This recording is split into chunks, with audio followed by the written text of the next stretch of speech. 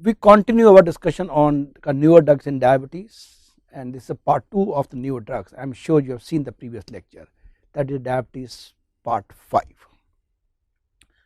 The new drug first is called Cevalum. It is a bile acid sequestrant.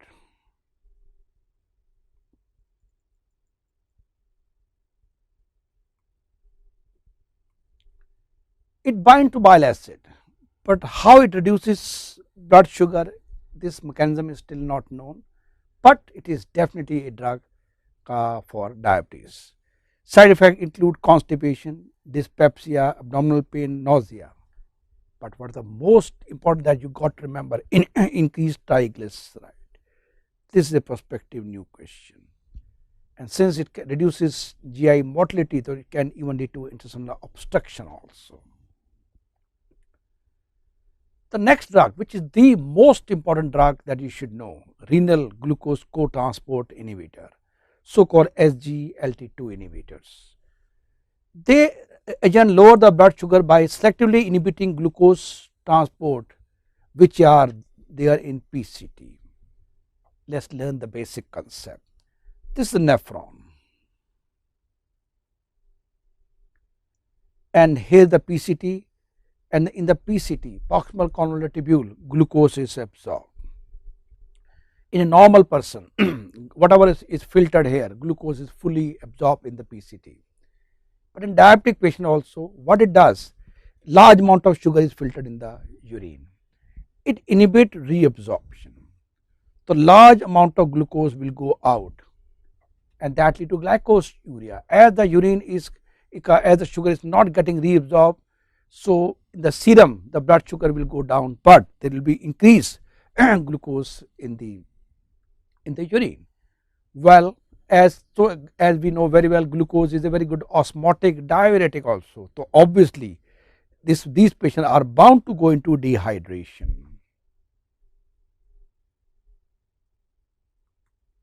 And patient is asked to take lot of liquid. If patient doesn't take liquid, this can even go into acute kidney injury or acute renal failure, so called a type of pre-renal failure can occur. Since it contains large amount of glucose also in the urine, so these patients are more prone to recurrent urinary tract infection also. Okay. And since it is going to causing diuresis, it has a better outcome in cardiac patient. Remember, the drugs which are not used in cardiac patient with diabetes, we do not use glitazone, pioglitazone, but this we can use because they are going to have diuretic effect.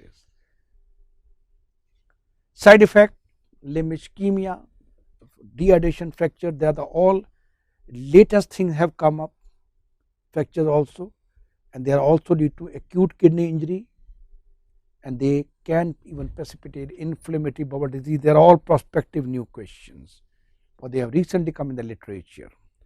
Example are canagliflozin, dapagliflozin, empagliflozin. One advantage, they are oral.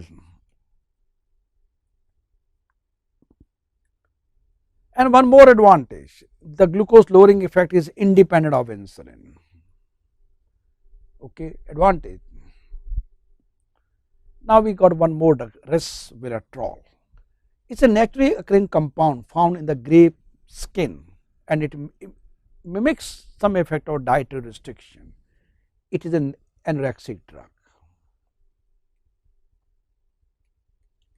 So it causes weight loss, and weight loss will definitely lead to improvement in the diabetic status. So resveratrol is primarily a anti-obesity drug. Similarly, we got a new drug lorcaserin. It is again anorexic effect.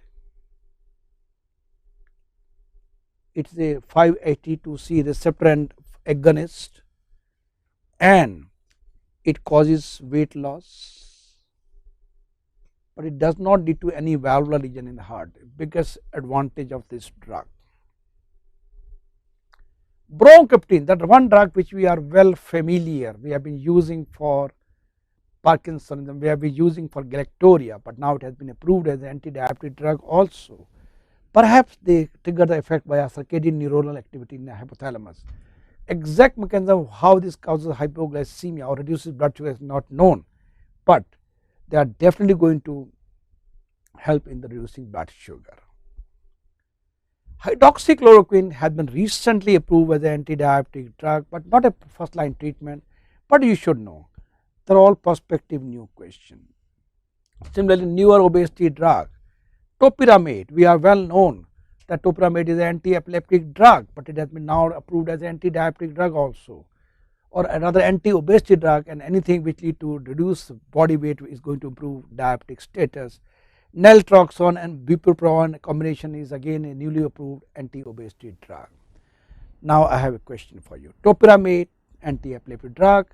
Well, the question can be asked to you in this way also: which of the following drug reduces body weight? Anti-epileptic drug reduces body weight, topiramate. And we also know very well that one anti-epileptic drug which increases the body weight is valproate. But disadvantage, that's why it is always liked by the is a preferred drug to be used in young ladies. But my question is, you can, after listening to my question, you can stop the video. Topiramate is being used for which other conditions other than epilepsy and weight loss? Stop the video. I am sure you have written the answer. Answer is it is always being used for migraine prophylaxis.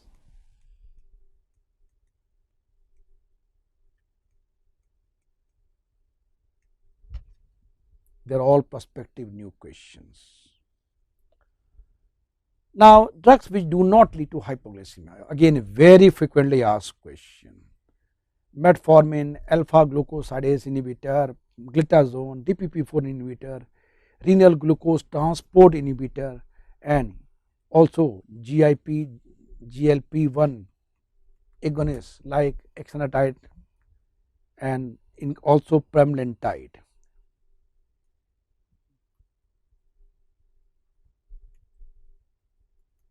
These drugs, they do not lead to hypoglycemia.